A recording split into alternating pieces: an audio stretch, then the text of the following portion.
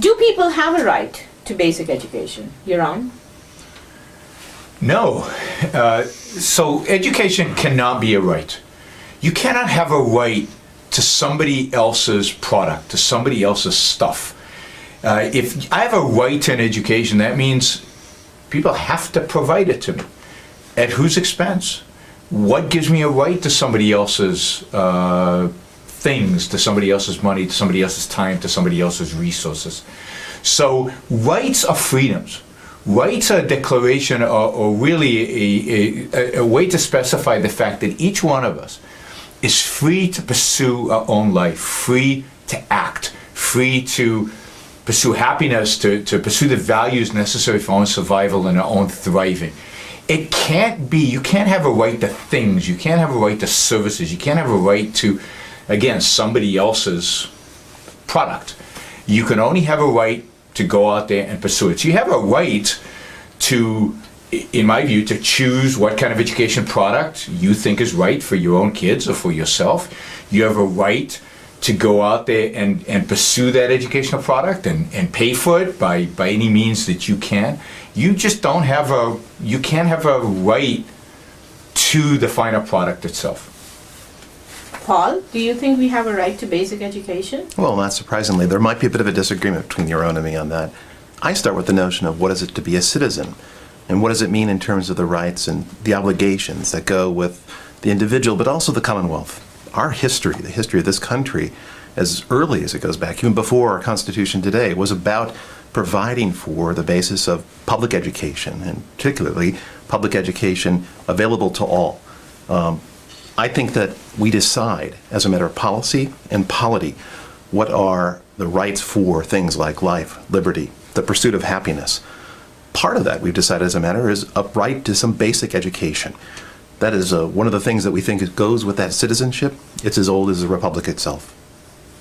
So, Yaron, how might you respond to the fact that having education provides so many benefits? So let's start with this idea that it's the government's job to provide us with the things that are necessary for our life. Look, there's no question education is unbelievably important. So is food. But we don't expect the government to provide us with food. And I don't think food is a right.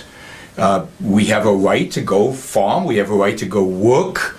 We have a right to go act in order to pursue, in order to get the food, to get the resources to be able to provide for our food. We have a right to go out and pursue an education by whatever means we can produce, whatever means we can create in order to get that education, or by appeal to other people to help us out through charity or through other means if in cases where we really can't produce and can't create enough for education. So government's job is not to provide us the things that will make our life better. That's not the role of government, not based on the way this country was founded.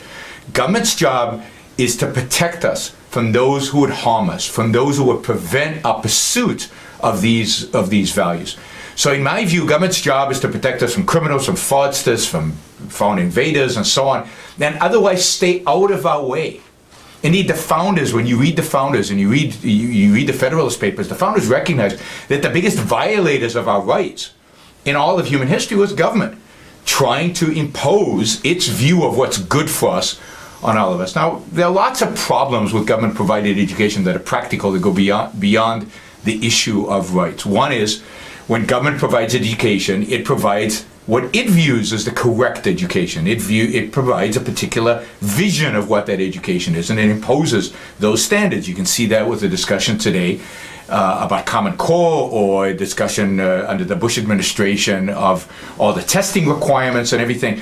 It's one vision, it's one approach, it's a cookie cutter for everybody, which is, I think, is a disaster for education. What you lose is the competition, the innovation, the creativity that is possible in a true private market. So I think if we value education, if we think of education as really, really, really important, which I do, the last thing I want is the government to impose. I mean, I like to give the example, I really like my iPhone. I like it so much that I would never want the government to be producing it, right? If the government produced, designed, created a phone, it wouldn't look like the iPhone 6. We value it so much that we want the government out of it, and we leave it to Apple to compete with Samsung, and that competition drives a phenomenal product. I want education to be the same. I want to see the innovation, the excitement, the competition, the technology that is today unique to kind of phones for some bizarre reason, right? It's one area where we've left, I think, the economy free. I'd like that to apply to education. And I think to do that, what you need is the profit motive. To do that, what you need is independence and freedom from a centralized bureaucracy.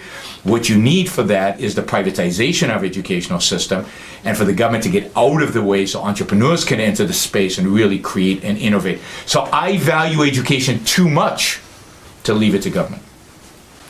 Paul, how might you answer the question that precisely because you are a citizen of a society where education is valued, that it should be left to privatized education for this product, this very critical and valuable product to be provided? Well, I think it's an important question, and I go back to the Constitution and the government just as your own does, and I looked at that preamble that begins in how we form a more perfect union, and one of those various obligations is to provide for the common defense, where I think Yaron and I would agree that there's a role for government in doing just that, getting the bad guys, whether they're internal or not.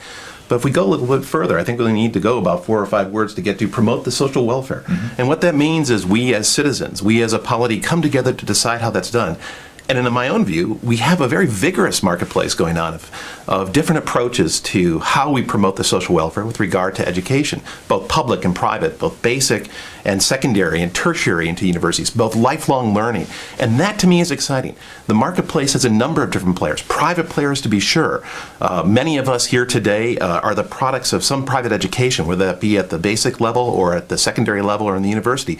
Many of us are a product of the public educational system, myself, going through K through 12 in the public education, then to a private school, then to a public school, then to a private. I don't know where I am on this type of thing. That's the kind of competition that I want to see. Charter schools, public schools, centrally run, locally run, state run, privately run with the support of corporations, with the support of citizens. What's important about this is choice, and this is a choice that we make as a matter of a community, not as a matter of some kind of invisible market. Markets which, by the way, are supported by the very political decisions we make about how we enforce things with national security, with courts and the like. I think education is no different. The marketplace is all the players, including government.